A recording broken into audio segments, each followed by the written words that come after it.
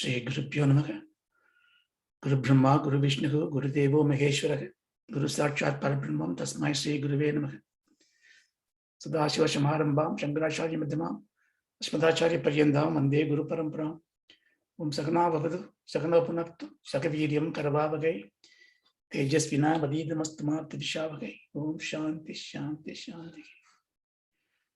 Yogena Chittasya Padena Vajam, Malam Sarirasya Chavaityakena.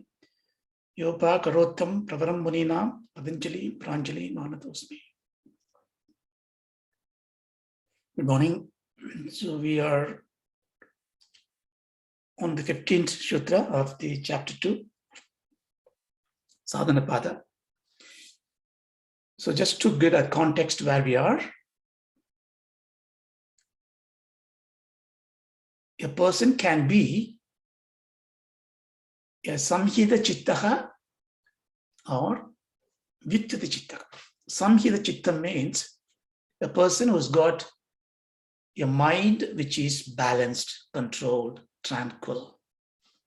Now, for that person, there is no need of yoga. He already attained that.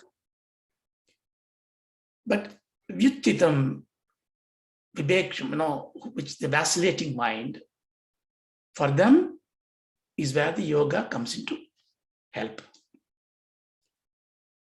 So, therefore, for us, it is the lessons that we learn.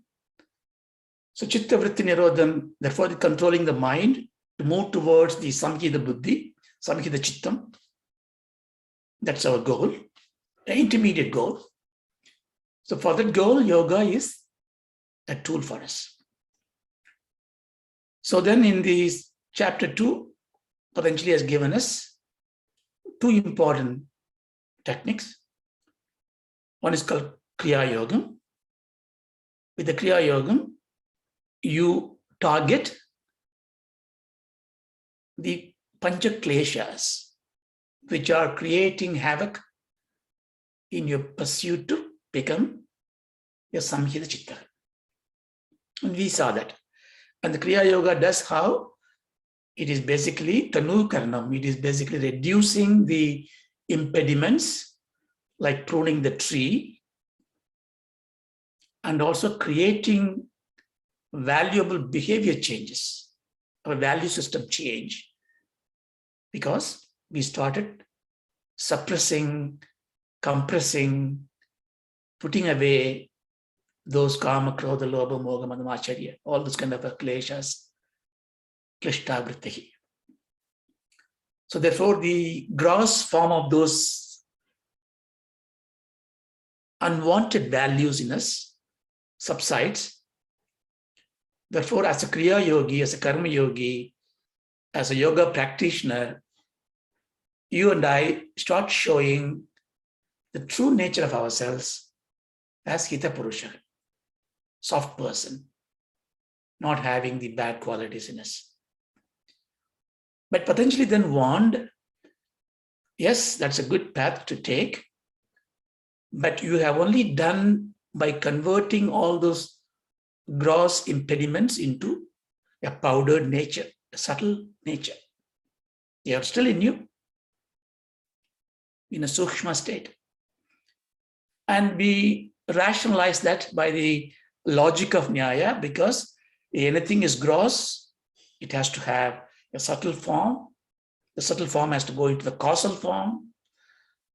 And then if you take the Sankhya's philosophy, you know that effect is in the cause and cause is in the effect. And Patanjali gave us a technique called Pradiprasavam. Remember the word? Pradiprasavam. Putting the effect back into the cause. Now here we are not talking about the gross form of nature. It's not yet converting curd back into the yogurt, into milk. That's not interesting to us. But moving the gross nature to subtle nature. For that, he advocated a tool called dhyana. He hasn't taught us how to do dhyana, but he given the name Kriya Yoga for making those klesha into subtle nature, and dhyana for making those subtle things go into a causal form, into seed form. When we do that in seed form, we we use the fire of knowledge. Which knowledge? Atma Jnana, Atma Vivekam, Atma Vicharam, Vedanta Jnana. So that is a fire, light, warmth.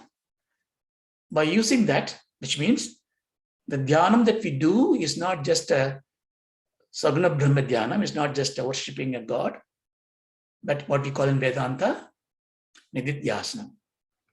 So dhyanam in Patanjali's parlance is what we have in Jnana Yoga, Nididhyasana. That is to bring those subtle nature of these kleshas, roast them with the jnana. No, it's not a buzzword. It's basically, if I am doing a dhyanam of removing my greed and jealous, which is very paramount of my character out there, I know that, I realize it. I need to really change it. Therefore, I do a dhyanam on it. Then when I bring it out in the Nididhyasanam, I burn it with the knowledge of why this greed I need, because everything will pass. Nothing is permanent. I am not this, I am not that. All that thing that we learned, that thinking, that contemplation creates a heat, tapas it creates. In that tapas, this greed becomes roasted. It still stays there because it's a prarabdha karma. We have been jealous, greedy person for many years, many janmas, but we have an option to solidify that and did that. Then Patanjali moved on. Okay, then look at the life. If you don't do anything to the kleshas, and when we take the next janma, there is no qualm about it. Patanjali is very clear about it. Adhishta janma. We will come and then we will enjoy or experience this effects of klesha. How do we experience it? Sukha dukkham. Why sukha dukkham? Because punyam gives sukham, papam gives dukkham. So all this we saw. Then in the last section, we took this sutra, parinama tapa samskara dukkaihi gunavritti vidoche dukkham eva sarvam vekinaha. So Patanjali then moves us to, right, now you understood all this. Don't get engrossed in this sukham, because the sukham is nothing but dukkham under a hood. And we saw that, how dukkham develops into sukham when we are searching for things, when we are enjoying things, when we lost things. Therefore, he says, if you are a wise person, you will treat the sukham. What is sukham? Sukham is indriya tripti. What makes your senses and the mind happy? It could be a physical happiness, it could be a subtle happiness, but it is from the objects of experiences. Therefore, you should get rid of all those things. Then we said, well, that is difficult because sukham is, I like it, I enjoy sukham. Who doesn't enjoy sukham? Therefore, if kleshas are creating sukham and dukkham, and even though I say that, you say that both are same, therefore get rid of all of those. But why can't I just filter it out? Just take those kleshas which gives me sukham. Why can't I do that? You can't do that because sukham is one side of the coin. You have to have dukkham along with this. And this combination, sukham and dukkha combination, if it becomes a desire, you see, Vedas teaches you all this. Like a child, what the mother does, child to give discipline, she will show the toy, she will show the chocolate, and slowly drag him closer to him, give a bit of a chocolate, then feed that medicine. So like that, The Veda Mata also gives you this enticing with all this. In the Veda, where the tree provides you so many fruits. Yeah, do this karma, do this punya, attain the Indra Prithvi, attain moksha, attain Brahmaloka, Satyaloka. So all that to make you realize that the sukham that you're attaining them is not lasting. So the Vedamata is therefore thinking at some stage in life, after becoming all those devas and everything you enjoyed it, you would again born in this world because you need to come to this world. Karma lokam is this bhumi, prithvi, narajanmam durlabham. So in this birth, you may be born in anybody, but because you have the samskaras, you pass through all this, you may start questioning even the sukham in the swarga. So that is the time Patanjali comes in, and assuming that you and I are in that path, he says, like you are brushing all those things into one pile of filth to be thrown away, sukham dukkham is all dukkham. Okay. Now we go to the next one. Now from onwards, in this 16th onwards, maybe 23, 24, 25 sutras, Patanjali dwells into Vedanta. At least Vedantis see like that. Of course, people can see differently.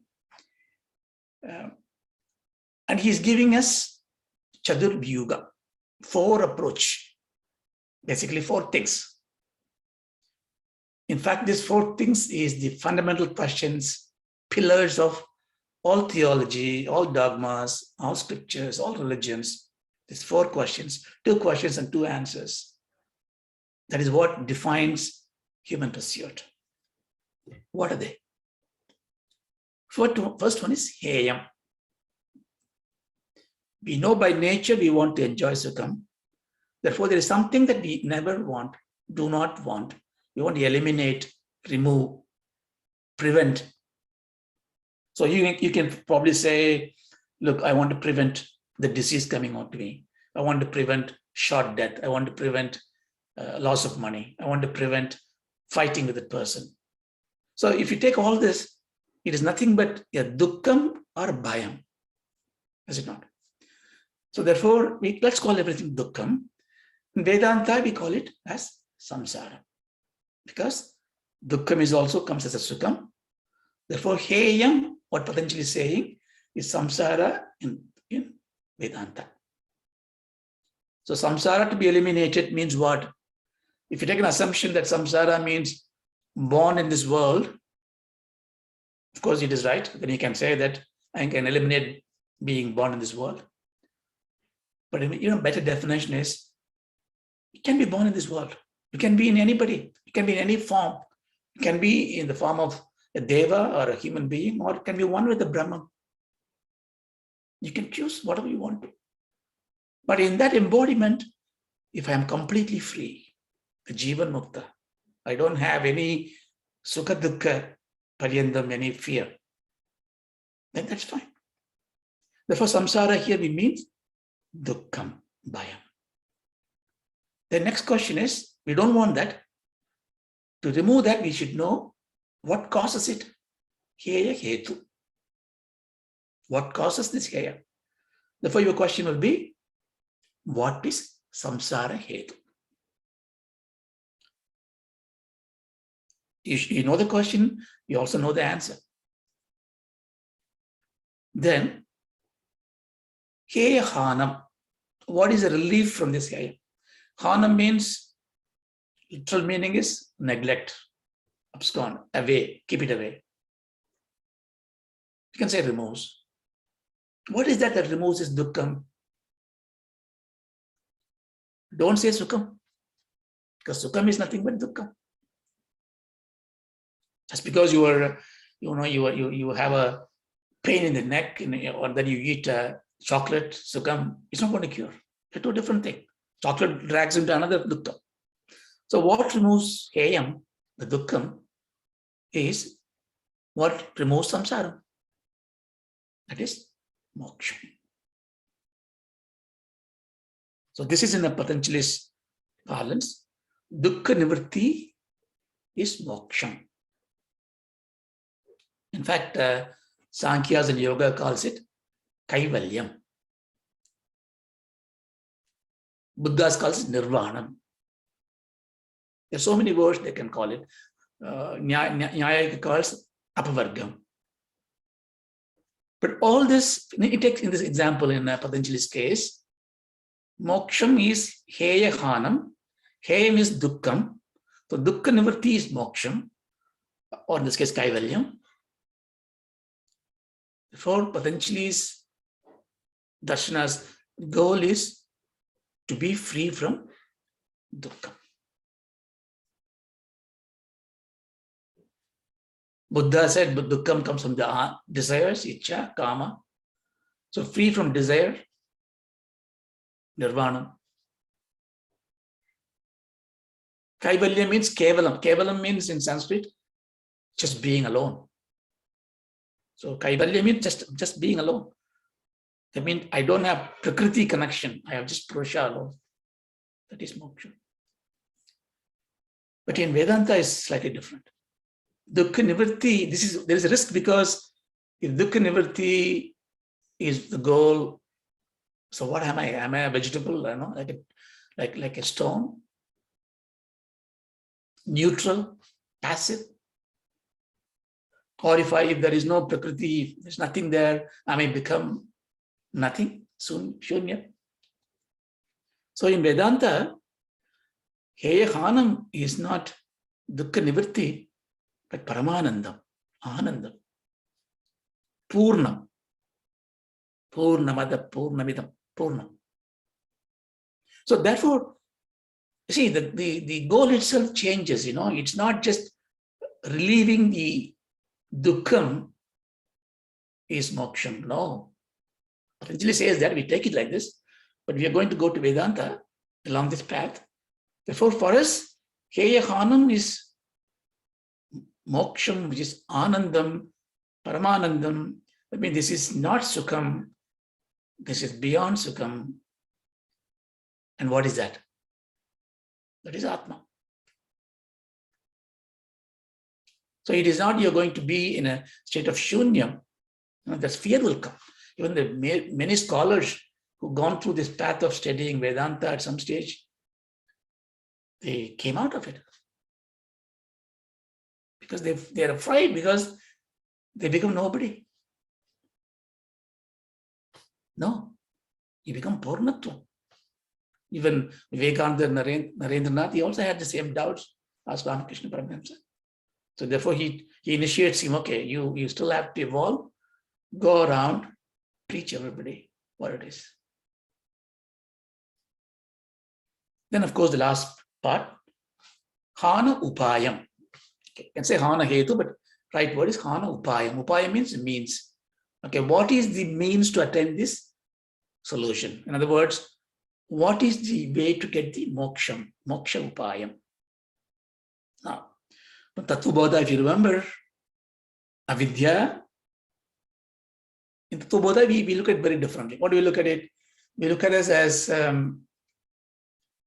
not this anatma, not this annamaya kosha, not the pranamaya kosha, not the manomaya kosha, not the vijnanamaya kosha, not even an anandamaya kosha. So I do the panchakosha nivritti, I do. Panchikarma nivritti, I do. I separate from all these things. I become the Purnam. I become Chat, Chit, and Anandam, Chitanandam. So all that we do that. Here, what we do in Patanjali's yoga, because we're looking at a different approach, we look at the root cause of it, Panja Kleshaka, Dukkaka, the Klesha Nivritti, Klesha. What is a Klesha? What is a Klesha Chetram? Do you remember? The Panja Klesha. Where do all the kleshas originate from? Avidya. Therefore, avidya is the cause of this. The avidya is the heya hetuhu. Is it not? Therefore, the heya hanam should be, what is the medicine for avidya? Vidya or jnanam. Sri Vidya or jnanam. So there again you come back to Vedanta. So Patanjali is going to take us through this 4 part, because this is a sadhana padam. He's going to eloquently describe all those things. So you're going to know what is the heyam. Dukkam is the heyam. We got it. Now we should know what is the dukkha heduhu. When you read dukkha heduhu, you read in your mind samsara heduhu. So we see that. Heyam, dukkam, anagatam. Heyam. Now you know it. What is heyam means? That which should be avoided is dukkam. Now, potentially, see, when you redefine the problems, what happens is the problems shows different dimensions of its nature. And because you redefine it, it loses some of its complexities. Then it identifies exactly where you need to focus on. Therefore, before jumping into solution, this is the major problem in our life, in personal life, in business life, professional life. A problem comes in, a solution is found. Then we argue about the solution. Naturally, there are many people come with many different solutions. So when you argue the solution, you argue against different people's perspective. The relationship goes down. At home, we say something. How do we do it? Brother says one, sister says one, the grandfather says something. Everybody says a solution. And then you have an ego comes in. Mine is right, yours is right. Even if you deliberate what? You deliberate a solution suit. Problem is laughing because you jumped on it. So the right thing to do in any business science or in a personal science is don't go to the solution. Go back and look at the problem again and again and again. So when you discuss the problem, what happens is everybody is discussing the common problem. So there is no ego. So the ideas are coming about refining. So you become a collective responsibility. You bring unity towards the team. Then solution becomes trivial. In fact, the problem, what happens is it just smiles and gives a solution, goes away. Vedanta follows only this technique. Vedanta does not give you a solution. There's no sadhana padha in Vedanta. It just inquire. Vicharam, because vicharam is the process to get dissolution of the problem. So the master potentially, the sadhana padha, because it's for us, madhyama purusha, adhima purusha is for us. So he is giving you some more definition of dukkam. So he defined dukkam into, in this case, 3 parts. Now, just think about in yourself. You suffer, you have problems, or somebody comes and you are a counseling to somebody and they come and tell you the problems. What is the problem? You say, what happens? My son, last week, this was happened. It hurts me a lot. Or even worst case, you remember last year when you had a marriage, the aunt from that Mumbai came, he did that. So you think about things which has happened in the past. 9 out of 10 times, our dukkham is what happened in the past. We just cannot cut it off it. This is samsara. Is it not dukkham? Yes, it is dukkham. But who is inviting? You inviting it. Why Patanjali is saying this?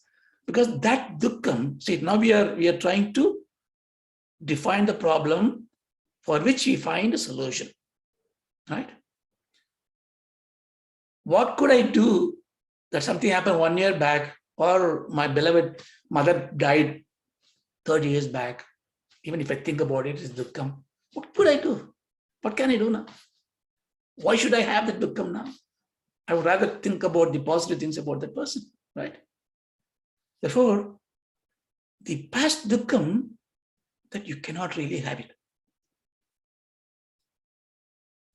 So, adidam dukkham, or you can say adivahitam dukkham. The Bhasha says adivahitam because adidam means past dukkham. Vahitam means vahana, it has been carried forward. If you are carrying forward dukkham, For that, in simply what it means is, you will not have any solution. No jnanam can teach you. You can go to Vedanta, when Bhagavan Shankara teaches you, jnanam comes in, you will suffer because you are inviting yourself. And it is not worth solving it. It is not the wound to be solved.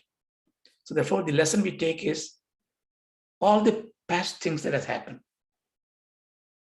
There is no solution for that. The consequence effect of it, how do you conduct yourself in the future? That's a different problem. You don't dwell on the past sufferings. So this is very important encouragement. Therefore, if you really understand it, contemplate on it, we already have the dukkha hanam because we offload all our past sufferings, not worth the penny. Okay. Second dukkham is vartamanam dukkha. Vartamana means the present dukkha. Now, can I therefore solve the present dukkham? Can I worry about this as a problem? Now, this is subtle to understand. Potentially says you cannot. There are different ways people explain this, but let me take a very simple approach. The present is only for bhogam. This is Vedanta. The present is a moment of existence that's only for bhogam. There's no karyam, there's no kriya. It is an experience of it. Because when you try to do something, that moment is gone. It becomes the past. Experience is life. Life is anubhava dhara. The real present to us is the present in quotes. So when you enjoy it, when you experience it, experience could be a suffering. That means you are living. That moment, you have no choice but to experience it, be it dukkham or sukham. Therefore, if you take it collectively, it's a prarabdham. Prarabdham started affecting, there's nothing you can do about it. You endure it. And logically, because you can't stay in a present to do something, because present is experience. Now you may think, look, my house is burning, fire, present. Don't need to worry about it. Well, you worry about it and you pour water on it. To do what? So that it does not burn the next minute, does not burn later tomorrow. So you are solving a problem which is anagatam dukkham, what is supposed to come. What is burning, you can't do anything.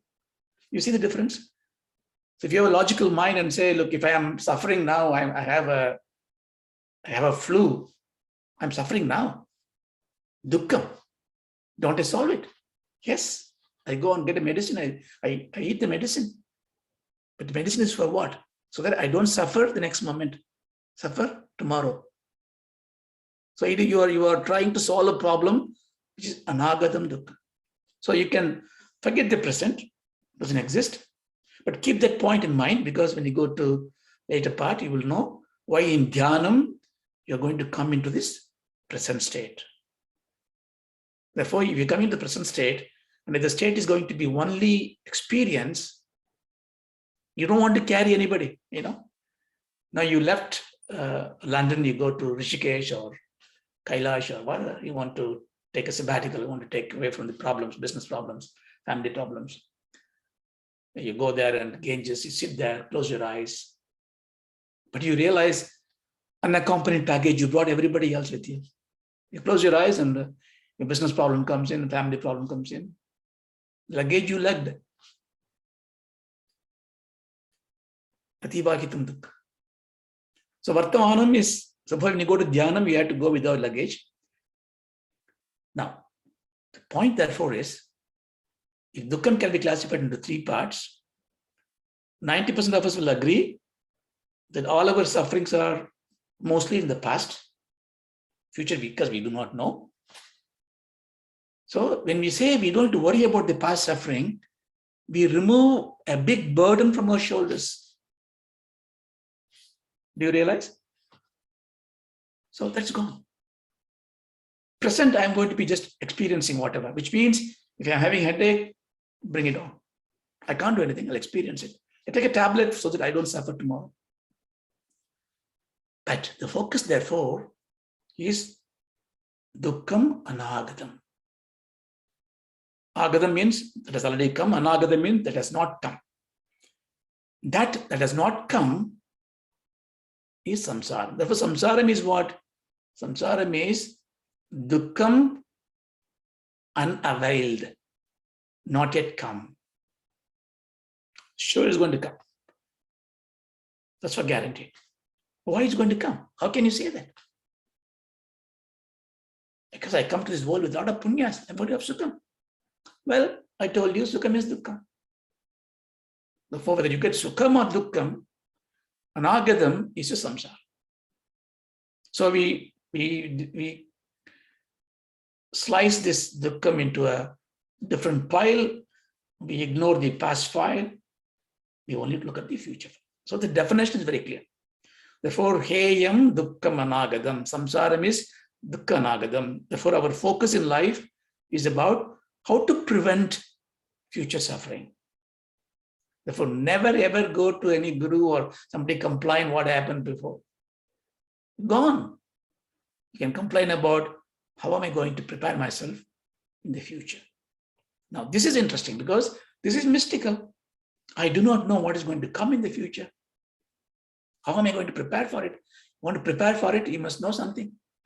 And how to avoid the future effect. It's crazy what Patanjali is saying. You can avoid the future effect. How can I do that?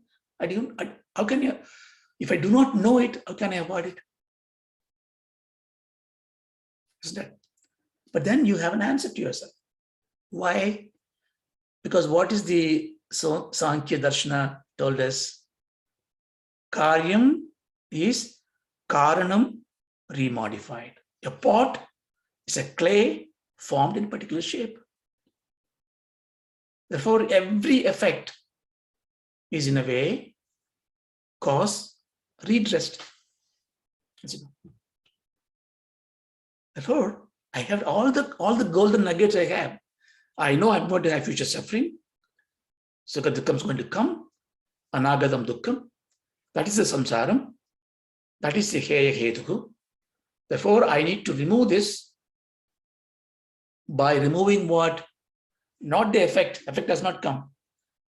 Removing the cause. Kanukaranam the cause. Weakening the cause. So you ask the question, therefore, what is the cause? He says the cause. Heya hetuku. He's saying, Drashta drashyoga, samyoga, heya hetuku. Drashta, drashyoga, samyoga, heya hetuku. Heya hetuku. It's a very important sutra. You also saw that in the chapter 6 just now. There's a lot of Vedanta, a lot of insight into this. What he's saying is, heya hetuku, samsara hetuku, is because of, what do you think in your mind, samsara hetuku? Because as a Vedanta students, even though we don't understand fully, the answer is very clear. Samsara karanam dukkam, samsara nivritti is jnana. Therefore, avidya is a hetu. But Patanjali already told that. Why is he repeating it? Well, he has given the overall cause, but now he is giving a route to remove the cause. Therefore, he is qualifying the cause. The avidya, which is the klesha kshetram, has manifested in our action as what? As samyoga.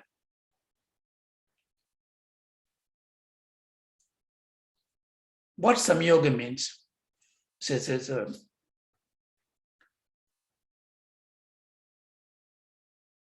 when you saw that yoga, I think when you go back to the many classes before, the root word yoga is yuj, to merge, to enjoin, to mix.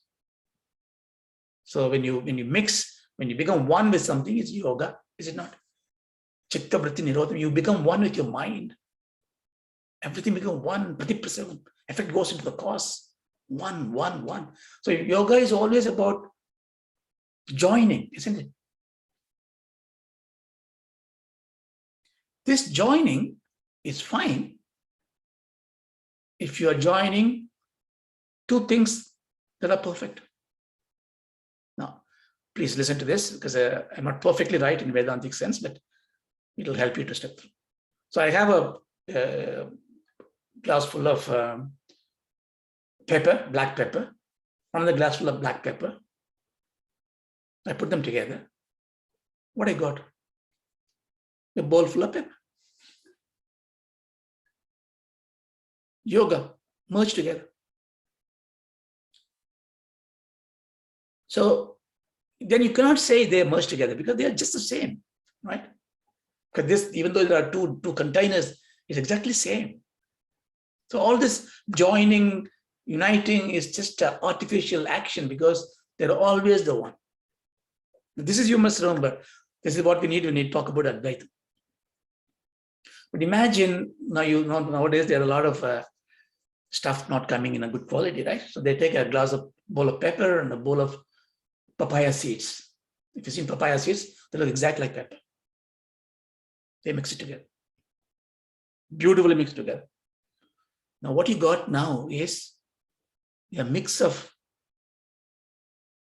pepper, the real, and something which is fake. This is called samyoga. Beautifully merged. If it's the same, you don't merge. You don't merge water with water. They just become one, Advaitam. I take a bowl of water and a bowl of water mixed together. I don't do samyogam there. Advaitam there. But here samyogam, because it pretends to be the other one. Now, if I don't have the intellect to understand, this packet I bought from the shop is adulterated pepper seeds, I will consume wrong things. But if I learned it, what do I have to do? I have to put on a piece of paper. Somehow I find a technique to remove each of those things. What am I doing now? This is also called yoga. That's a problem. Yoga means to join. I'm not joining, I'm taking it away. Okay. So therefore, the new word for that is viyoga. Yoga means, if you take yoga as joining, viyoga means disjoining. Bhagavan says, in a chapter, he says, he's going to say, probably we have not covered it yet. Tat vidyat dukkha samyoga yogam yoga sanchidaka. Dukkha samyoga viyogam. When you are mixing yourself with the dukkham, that's a samyogam.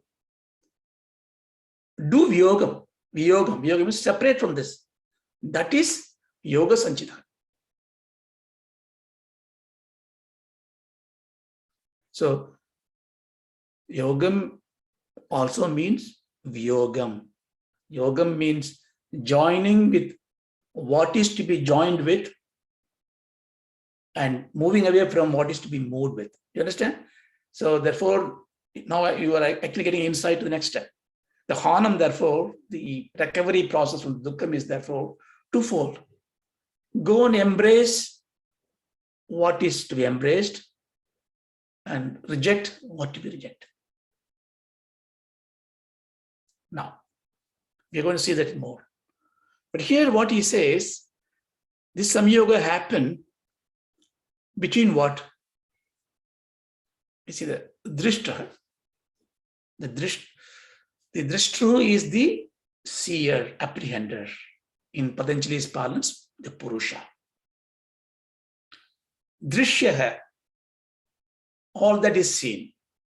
I see you, I see the computer, I see the car, I see this house, I see this world, I see my hand.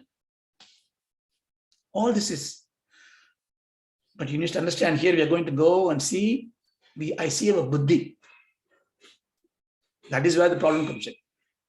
So Patanjali is saying the samsara dukkham comes because there has a samyogam happen. That means a mixing happened between the right and the wrong thing.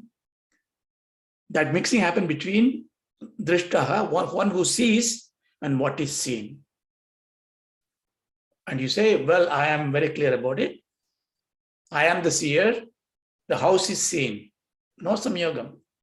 The office is seen. No samyogam. My wife is seen. No samyogam. Even my body is seen. No samyogam. Because I am a Vedantic student, I know I am not the body. Therefore, where is the samyogam? Where am I getting dukkha? And you say, okay. Then you abuse him, okay? If you tell me that one, then I just tease you, I abuse you. You get angry. You abuse me. Now you say, wait a minute. Did I abuse you? Yes. How do you know that I abused you? You just said the statement, these words. And what happened to those words? How do you know these words? But I heard it. I'm not deaf. I'm hearing it. All right. And then what happened? So the hearing, senses, picks up those things. I get angry. Oh, where does the angry come? It's a vritti. I don't know. The angry came in. So is the vritti you? No. Where does the vritti happen? In my mind. How do you know the mind? Well, mind has got a part, which I call it buddhi, which is the intellectual part. And in that buddhi, the anger came in. And you saw that? Of course, I know it.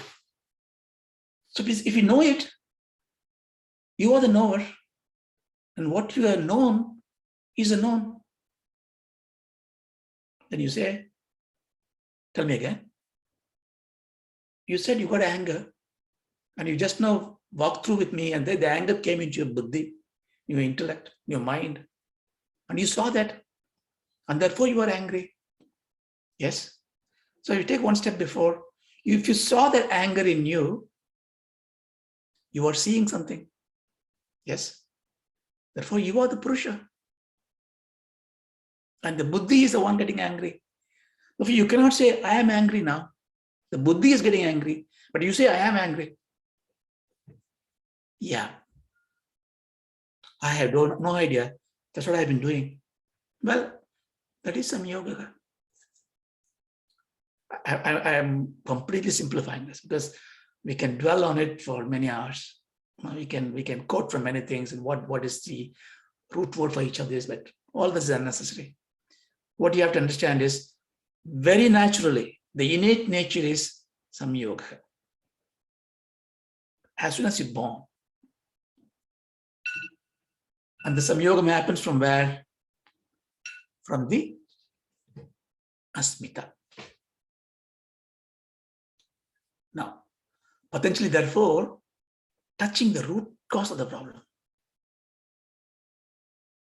So, if you want to remove the dukkham, if you want to remove the samsaram, you have to do viyogam. Yoga means separation. From which samyogam you must separate it. Separate yourself.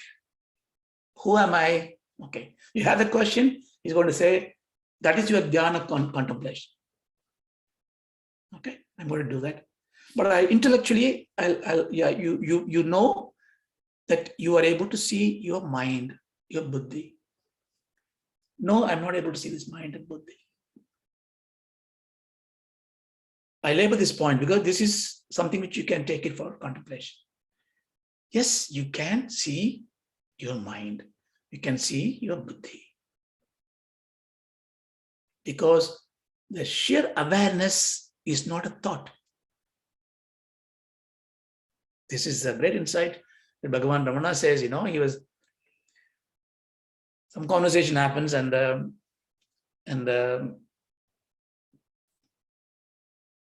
Kunjai asks the question, so Bhagavan, so if you say like this, what happened to the mind? And so in some context it says, and Bhagavan says, oh, manasana onirko.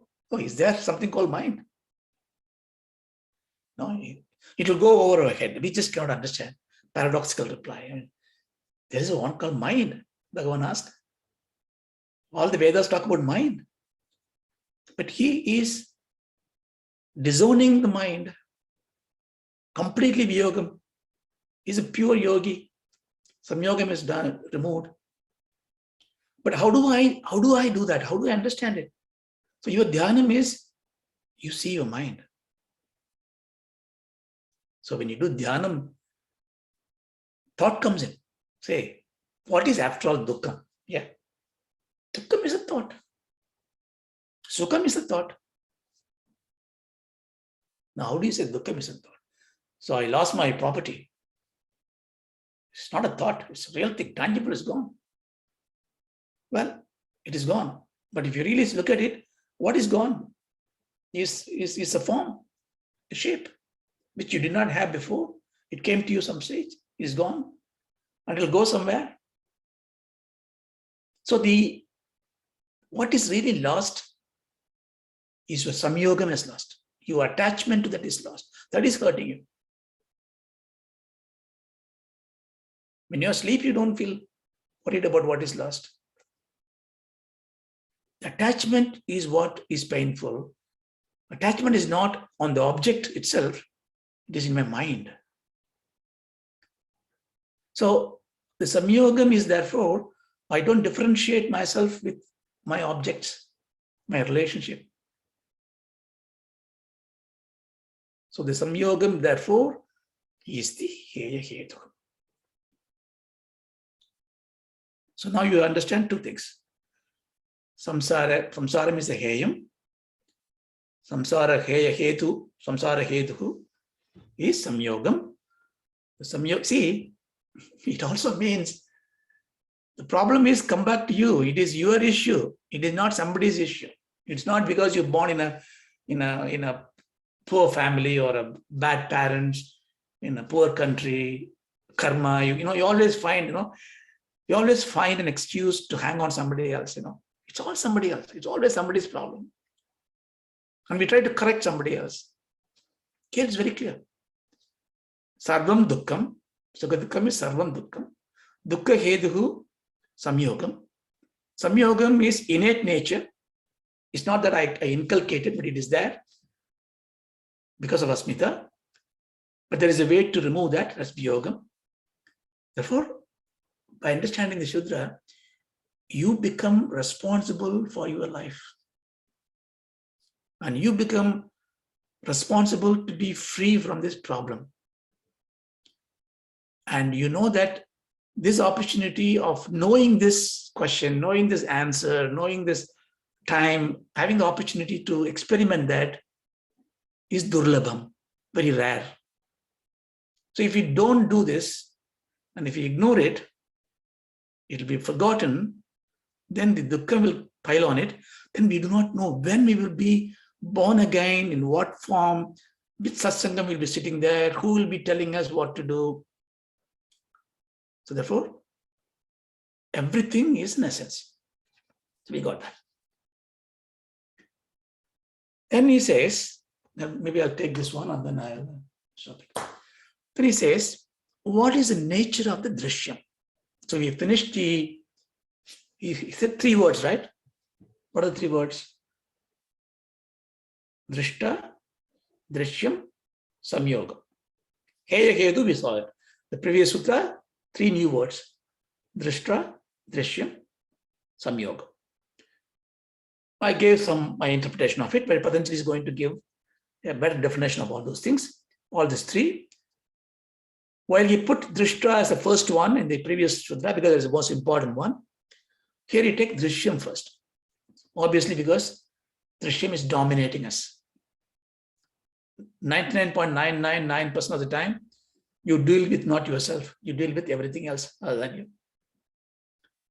If you take your daily activity, right from showering to dressing up to, you do things which are anatma. You never address you address everything else. Drishyam is what you address. Therefore, he is taking the drishyam and he says, what is the drishyam? Prakasa, kriya, sthiti sheelam, bhutentriyatmakam, bhoga apavargartham drishyam. Very, very important sutra, very interesting sutra. He is now explaining what is drishyam. Drishyam is what is seen, the objects of experiences. Therefore, simply it is the world. So what he's saying, therefore, the object that we see is everything in this world. Now, this explanation is very trivial. We deal with the world. But in the last Sutra, we understand anything that we see is seen. The samyogam happens not with the external world, but with the buddhi. Therefore, remember, buddhi is also drishyam. Therefore, we deal with the two sets of drishyam. Drishyam, which are external to us, of course, everything is, and drishyam, which is very close to us, highly proximate, subtle, buddhi. So we need to understand this too. So in this Sutra, he is saying, this drishyam, you can apply to both of those, is of three sides, three types, not three types, three different nature. Prakasha, Kriya, Sthiti. Prakasha means illuminating, knowing, enjoying, lighting, knowledgeable. In other words, Sadguna, Sattva-guna. Then Kriya, activity, something moving, going. Even if you take a stone, it is simply there, but there are crystallization forms, fermentation happens. Activity, everything is having activity. Then the last one is Sthiti, exist, asti. Everything exists. But they exist in a different state of prakasha, different state of kriya, and different state of sthiti. So all this is guna. See, instead of saying the bhumi or the anda, agila andas, but he says prakasha kriya. He's talking about the guna because everything in this world is nothing but guna. Here the guna is, don't think in a Vedantic term, guna is like an attribute. Even there it's not an attribute, not the modality, intrinsic quality, not a quality. Here guna is a dravyam, it's substance. In the Sankhya yoga philosophy, guna is a substance, such a subtle substance in which the whole thing is made. Now, scientists are trying to find out whether it is a atom, a nuclei, or a quark particles or photons. They will try to find out, but you cannot find out. But this is of three different modalities. So everything, you know all these things in Tattva-bodha. Buddhi also like this. Silam is the nature. So the nature is prakasha, kriya, sthiti. So the world is of these three characters. So is your buddhi. Because here the buddhi is the main part that we need to deal with, which is creating the samyoga. Buddhi means chittam, manam, everything same. These contains bhuta, indriya, atmaka. Atmaka means here contain. This contain physical, sensual elements. So if you take any particle, any drishyam, anything that you see, enjoy it, you will have the three attributes of gunas. It will be a physical form or subtle form. So this is all science, yeah, common sense. The interesting line comes in here. Bhoga apavarga artham. Okay, understand this is the nature of drishyam. Why it is the drishyam? Why is it fun? Can you say you built a house in a nice locality, and what is the purpose of the house? Can you say, oh, that house is because the next house need a company, so I bought another house, they can be living together? You don't say that. Or you bought an iPhone, you bought an iWatch, and you say, oh, iPhone, iWatch go together, they enjoy each other. You don't say that. Why? Because every inert object has no purpose for another inert object. Absolutely no purpose. Nothing.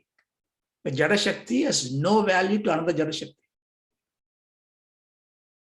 But it is there for you, for me.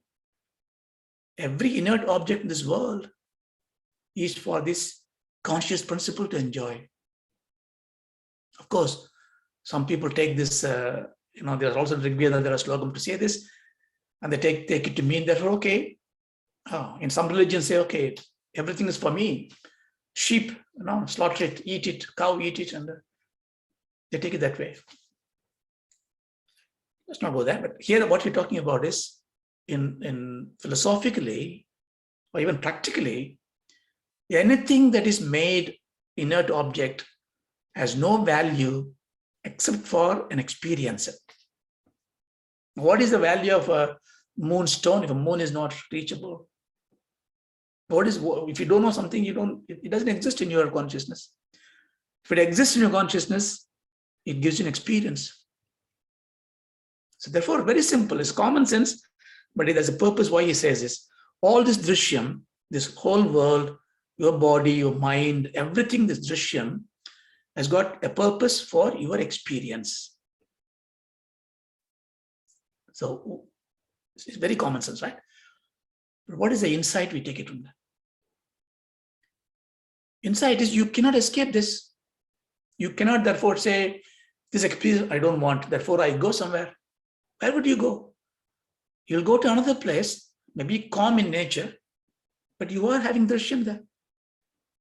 Why that Rishikesh or the Ganges, bank of Ganges, or your puja room gives you happiness, peace? Other part doesn't give you. You use the same place. Therefore, the same drishyam that you see is also giving you liberation, because you are free from this. See, therefore, don't blame this world for your problems. Don't run away from this world for your problems, because the world itself gives you experiences of Sukam and Dukkham. It also gives you freedom from Sukam and Dukkham. The same, in fact, the greatest virtue is able to find at the same time and same instant and same place and same object what is giving you a bad experience. You find liberation. What is the example? Arjuna, Vishada Yoga. He is in this war field, he is pleading to him. He's quoting all Dharma Shastras. I said, look, let me run away from this. I don't want all this. Krishna, what are you talking? Killing people? Papam. I will get out of this place. You want to go out of the place because Drishyam is giving experience. And where do you want to go? You want to go and do like sannyasa, you want to take it. You want to go somewhere and take liberation. But back you'll be wandering again in some places. Drishyam. That's why Bhagavan gave a Brahmastra in chapter 2 and told him, look, what are you talking? This place is your yoga bhumi, moksha bhumi. Kurukshetram is your moksha bhumi. Kurukshetram is moksha bhumi. And Kurukshetram also moksha bhumi. So,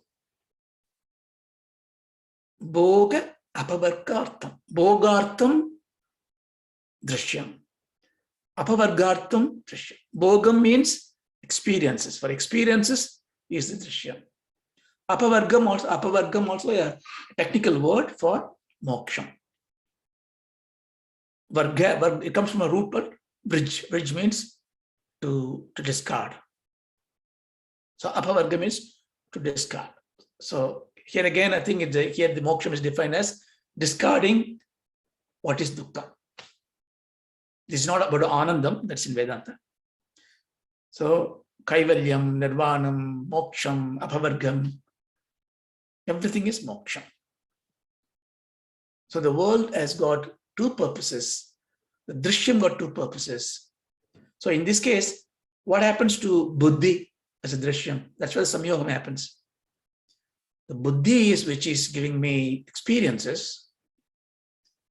I need it to get liberation.